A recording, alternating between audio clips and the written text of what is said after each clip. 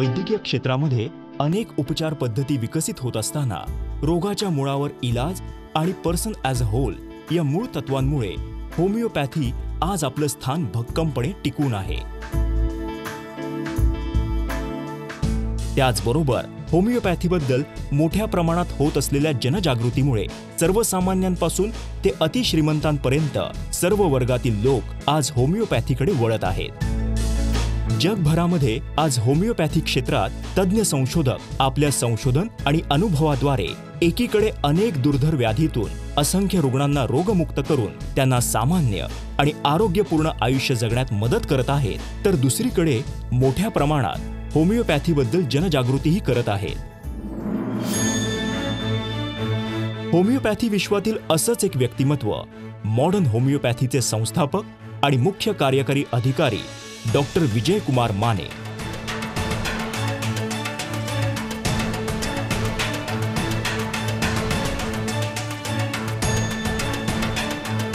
दुर्धर आजारांनी ग्रस्त रुग्णांमध्ये आत्मविश्वास निर्माण करणं, त्यांना रोगमुक्त करून एक आनंदी आणि सामान्य आयुष्य प्राप्त करून देणं हेच ध्येय बाळगून गेली 22 वर्ष अथक संशोधन आणि रुग्णांवर यशस्वी उपचार करत आहेत। डॉक्टर विजय कुमार माने यांनी आपल्या वैद्यकीय कार्याची सुरुवात व्याख्याते म्हणजेच लेक्चरर म्हणून केली। त्यासोबतच पारंपरिक उपचार पद्धतीने दुर्धर मानलेल्या विविध जीवघेण्या आजारांवर अविरत संशोधन, प्रत्यक्ष अनुभव आणि उपचार यातून मॉडर्न होमिओपॅथीची क्युरेटिव्ह लाईन ऑफ ट्रीटमेंट ही अत्यंत साधी आणि सोपी परंतु दुर्धर व्याधींपासून मुक्ती देणारी उपचार पद्धती निर्माण झाली।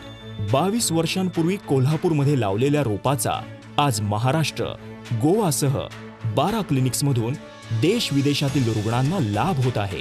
मॉडर्न होमिओपॅथीच्या क्युरेटिव्ह लाईन ऑफ ट्रीटमेंटची निर्मिती डॉक्टर विजय कुमार माने यांच्या अविरत संशोधन, प्रत्यक्ष अनुभव आणि उपचार यातून झालेली आहे आणि उत्तरोत्तर त्यामध्ये नवीन संशोधन प्रक्रिया सुरू असते।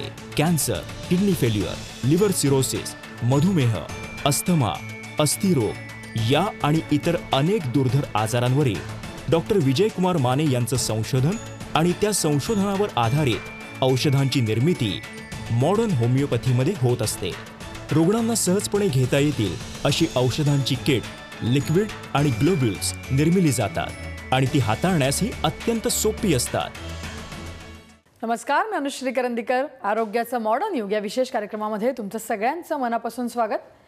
मॉडर्न होमिओपॅथीच्या क्युरेटिव्ह लाईन ऑफ ट्रीटमेंटद्वारे liver cirrhosis, cancer, kidney failure यासारखे गंभीर आजार बरे होताना दिसत आहेत आणि रुग्ण सामान्य आयुष्य जगताना दिसत आहेत आणि याचे पुरावा म्हणून आपण त्यांचे अनुभव त्यांच्याचकडनं ऐकत असतो, त्यांच्या रिपोर्ट्सही दाखले घेत असतो। आजच्या भागामध्ये आपण किडनी संदर्भात डायबिटिक नेफ्रोपॅथी या आजाराविषयी चर्चा करणार आहोत आणि मार्गदर्शन करून घेणार आहोत। या संपूर्ण विषयावरती मार्गदर्शन करण्यासाठी आपल्याकडे आलेले आहेत मॉडर्न होमिओपॅथीच्या सिनियर कन्सल्टंट डॉक्टर। कार्यक्रमामध्ये मनापासून स्वागत। नमस्कार। नमस्कार। डायबिटिक नेफ्रोपॅथीबद्दल आपण बोलणार होताच, तर आपण त्या विषयाकडे जाण्यापूर्वी किडनीचं नेमकं शरीरातलं महत्त्व काय त्याविषयी थोडंसं बोलूया आणि मग आपण त्या आजाराकडे जाऊया। किडनी काय करते तर अशुद्ध पदार्थ, विषारी द्रव्ये ही जी चयापचयाच्या दरम्यान निर्माण होतात ती बाहेर काढून टाकते व रक्त शुद्ध ठेवते। रक्त शुद्धीकरणाबरोबर किडनीचे आणखी एक महत्त्वाचे काम म्हणजे व्हिटॅमिन डीचं सिंथसाइज करणे। त्याचबरोबर कॅल्शियम, फॉस्फरस, सोडियम, पोटॅशियम हे जे क्षार आहेत या क्षारांचे संतुलन किडनीच ठेवत असते। अतिरिक्त पाणी शरीरामध्ये साठू देणं नाही हे कामही किडनीचंच आहे। त्याचबरोबर इरिथ्रोपॉयटिन हे अत्यंत महत्त्वाचे हार्मोन ज्यामुळे नवीन आरबीसी तयार होत असतात व हिमोग्लोबिन मेंटेन राहत असतं, तेही आपली किडनी सिक्रेट करत असते। ब्लड प्रेशर मेंटेन करणं हेही किडनीचं एक महत्त्वाचे काम आहे। डायबिटीसचं प्रमाण जे आहे ते आज कुठेतरी खूप वाढत चाललंय आणि मग त्या डायबिटीसचं वाढतं प्रमाण किंवा डायबिटीस ह्याच्यामुळे हा आजार होतो का, या एकमेकांची जे कोरिलेशन आहे ते नेमकं काय आहे त्याविषयी थोडंसं सांगा। डायबिटीज म्हणजे काय तर जेव्हा रक्तातली ब्लड ग्लुकोजची पातळी वाढते तेव्हा त्या आजाराला आपण डायबिटीज असं म्हणतो। यामध्ये 2 प्रकार आहेत, टाईप 1 डायबिटीज व टाईप 2 डायबिटीज। टाईप 1 डायबिटीज हा इन्सुलिन डिपेंडंट डायबिटीज मलायटस असं आपण म्हणतो। हा वयाच्या 25च्या आत दिसून येतो व इन्सुलिनच्या कमतरतेमुळे हा आजार होतो। टाईप 2 मध्ये काय होतं तर वयाच्या 25 ते 30 नंतर हा डायबिटीज आपल्याला दिसून येतो। हा नॉन इन्सुलिन डिपेंडंट डायबिटीज मलायटस असतो। यामध्ये चुकीची किंवा बैठी जीवनशैली व व्यायामाचा अभाव ही प्रमुख कारणे असतात। जोपर्यंत तुमची ब्लड शुगर 200 पर्यंत असते तोपर्यंत तुम्हाला काळजीचं काही कारण नसतं, कारण ती ब्लड शुगर तुमच्या किडनीला, हृदयाला किंवा डोळ्याच्या रक्तवाहिन्या रक्तवाहिन्यांवर कुठलाही दुष्परिणाम करत नाही. पण ज्यावेळेस ही ब्लड शुगर 300, 350 किंवा त्याहून जास्त 400पर्यंत जात असते आणि फ्लक्च्युएट होत असते, त्यावेळेस मात्र डोळ्याच्या रक्तवाहिन्यांवर त्याचे गंभीर परिणाम होतात. त्याचप्रमाणे किडनीच्या रक्तवाहिन्या व हृदयाच्या रक्तवाहिन्या याच्यावर पण त्याचे दुष्परिणाम दिसून येतात. त्यामुळे प्रत्येक डायबेटिक व्यक्तीनं आपली ब्लड शुगर नियंत्रणात ठेवणं गरजेचं आहे, 200पर्यंत ठेवणं गरजेचं आहे. नक्की. म्हणजे आपण जर काय डायबेटिक नेफ्रोपॅथीबद्दल बोलायचं म्हटलं तर त्याची प्रायमरी लक्षणं जी आहेत, सिम्पटम्स आहेत, ते नेमके कुठल्या प्रकारे आढळून येतात, काय नेमके सिम्पटम्स असतात? डायबेटिक नेफ्रोपॅथीमध्ये सुरुवातीला प्रोटीन्युरिया दिसून येतो. प्रोटीन्युरिया म्हणजे काय, तर लघवीतून प्रथिनं बाहेर पडायला सुरुवात होतात. खरं तर प्रथिनं किंवा प्रोटीन्स हे शरीराला अत्यंत आवश्यक असतात, पण डायबेटिकमुळं वाढलेल्या ब्लड शुगरमुळं त्याचा किडनीच्या स्ट्रक्चरवरती जो परिणाम झालेला असतो, त्यामुळे हे प्रोटीन्स किडनी लघवीद्वारे बाहेर टाकायला सुरुवात करते. जेव्हा प्रोटीन्स वारंवार असं बाहेर पडायला लागतात, तेव्हा शरीरामध्ये प्रोटीन्सची मात्रा कमी होते, मग त्याला आपण हायपोप्रोटीनेमिया असं म्हणतो. हायपोप्रोटीनेमियामुळं अंगावर सूज यायला सुरुवात होते. हातापायावर सूज येणं, चेहऱ्यावर सूज येणं, पोटावर सूज येणं, अशा प्रकारची लक्षणे आपल्याला दिसून येतात.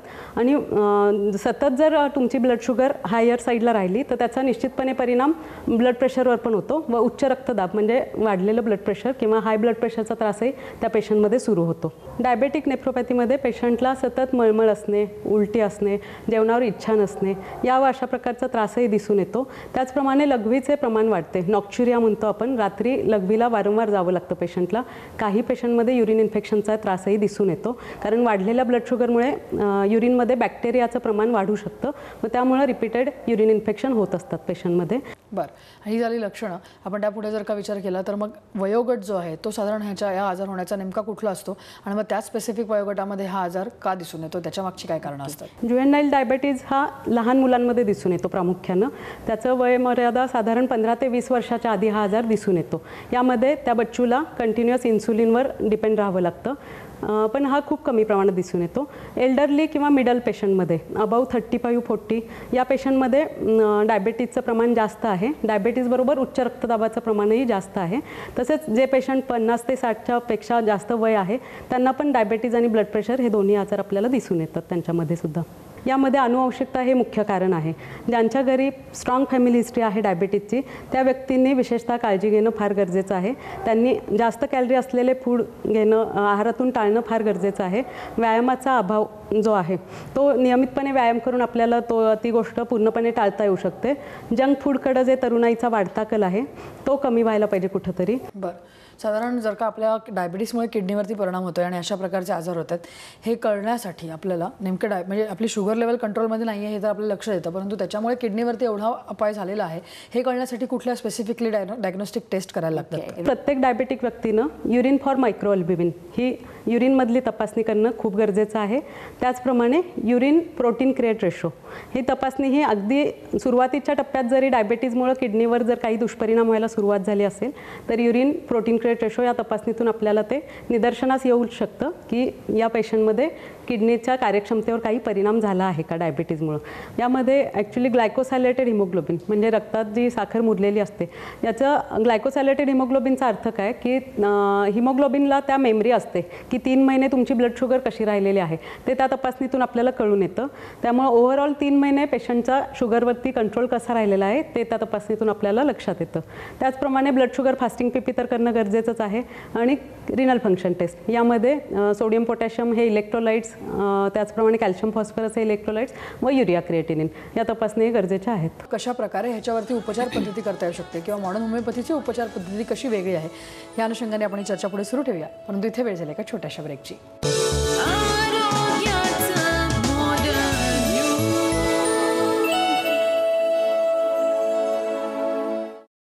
आमचा पत्ता मॉडर्न होमिओपॅथी, गीता मंदिराजवळ, रेनॉल्ड शोरूम शेजारी, कावला नाका, कोल्हापूर. समुपदेशन आणि मार्गदर्शनासाठी खालील केंद्रांवर संपर्क साधा. कोल्हापूर, दादर, कळवा, धनकवडी, पिंपरी चिंचवड, नाशिक, औरंगाबाद, नांदेड, नागपूर, सोलापूर, गोवा, मडगाव, म्हापसा.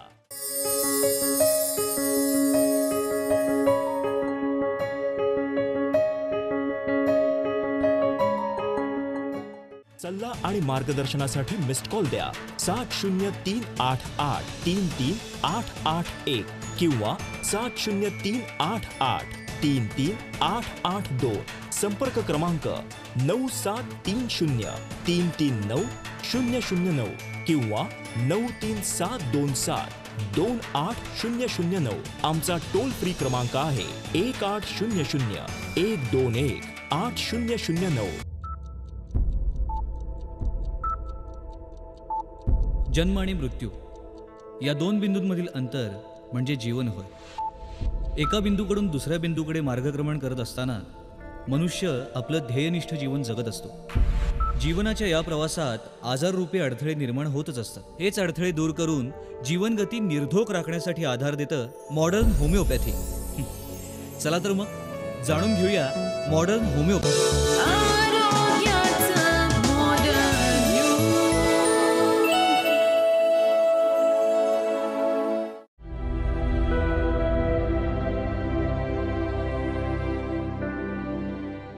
ब्रेकनंतर आरोग्याचं मॉडर्न युग या विशेष कार्यक्रमामध्ये तुमचं सगळ्यांचं पुन्हा एकदा स्वागत.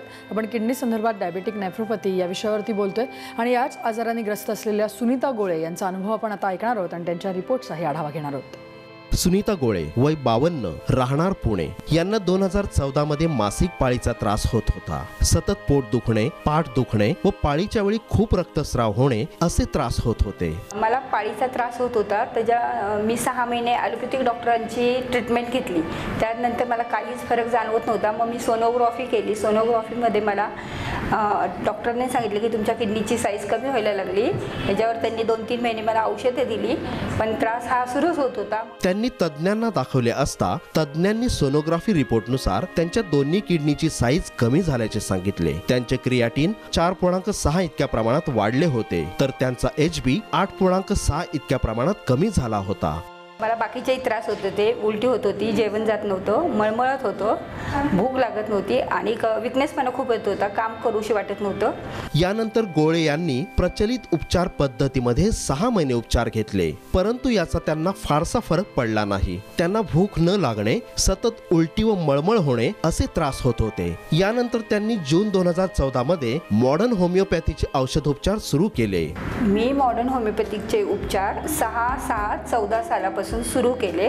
त्याच्यानंतर मला 2 ते 3 महिन्यानंतर त्यांचा फरक जाणवायला लागला. विकनेसपणा माझा कमी झाला, अंगात तरतरी यायला लागली, मी काम करायला लागले व्यवस्थित. औषधोपचार सुरू केल्यानंतर 2 ते 3 महिन्यातच त्यांना फरक जाणवू लागला. त्यांना जेवण जाऊ लागले, त्यांचा अशक्तपणा कमी झाला. मॉडर्न होमिओपॅथीच्या उपचारामुळे सध्याच्या जानेवारी 2018च्या रिपोर्टनुसार त्यांचे क्रियाटिन 2.6 इतके कमी झाले, तर HB 11.9 इतक्या प्रमाणात वाढला आहे. मॉडर्न होमिओपॅथिकचे उपचार करायच्या वेळेस माझं क्रिएटिन 6.4 होते. त्याच्यानंतर मी औषधं चालू व्यवस्थित ठेवली. त्याच्यानंतर हळूहळू माझं आत्ता 2017ला मी 1 जानेवारी 1/1/18ला मी जेव्हा क्रिएटिन आणि युरिया हे केलं माझं चेक, त्यावेळेस माझं 2.18वर आलेलं आहे. सुनीता गोळे यांना पूर्वी होणारे सर्व त्रास बंद झाले आहेत. त्या सध्या मॉडर्न होमिओपॅथीच्या औषधोपचारांसह सामान्य व आनंदी जीवन जगत आहेत. माझं सर्वांना असं निवेदन आहे की ज्यांना हा त्रास होत असेल किंवा सुरुवात असेल तर त्यांनी डॉक्टर विजयकुमार माने यांचं औषध जरूर घ्यावे. त्यामुळे बराचसा आपल्याला फायदा होतो.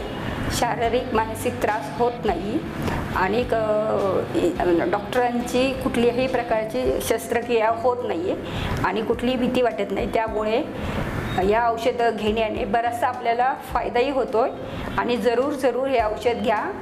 तर आत्ताच आपण डायबेटिक नेफ्रोपॅथीने ग्रस्त असलेल्या सुनीता गोळे यांचा अनुभव ऐकला, परंतु ही संपूर्ण केस डॉक्टरांनी कशा प्रकारे हँडल केली आहे त्यांच्याकडनं जाणून घेऊया. पण इथे वेळ झाली एका छोट्याशा ब्रेकची.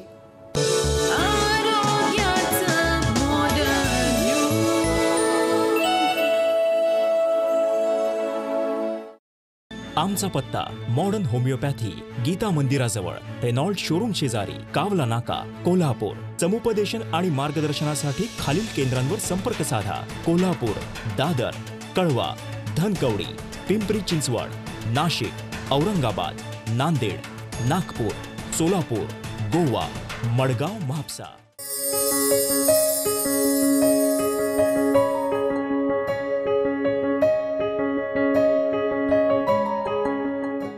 सल्ला आणि मार्गदर्शनासाठी मिस्ड कॉल द्या 7038833881 किंवा 7038833882.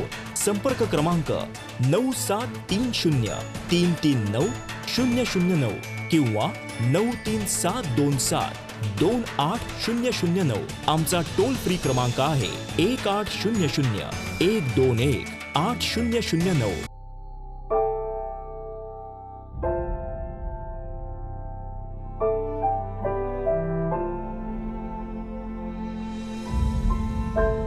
मी स्त्री आहे आणि स्त्री असते भविष्यकाळ कुटुंबाचा, समाजाचा, देशाचा. तिचं आरोग्य म्हणूनच महत्वाचं. परंतु दुर्दैवानं ब्रेस्ट कॅन्सर हा गंभीर आजार आपल्या देशातील महिलांना वेगाने गाठत आहे. त्यांचं करिअर, जीवन उद्ध्वस्त करीत आहे. आपल्या सर्वांना हे थांबवायचं आहे आणि आपण हे थांबवू शकतो मॉडर्न होमिओपॅथीच्या सहाय्यानं. Modern homeopathy, the curative line of treatment.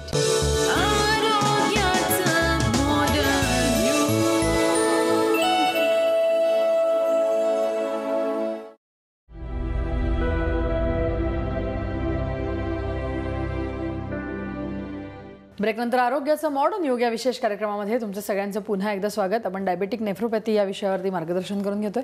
Doctor, ब्रेकवर जाण्यापूर्वी आपण सुनीता गोळे यांचा अनुभव ऐकला. ती संपूर्ण केस कशा प्रकारे तुम्ही हँडल केली, कशा प्रकारे ही केस होती, काय सांगाल? त्यांनी आपल्याकडे जून 2014 मध्ये एकदा कन्सल्ट केलं.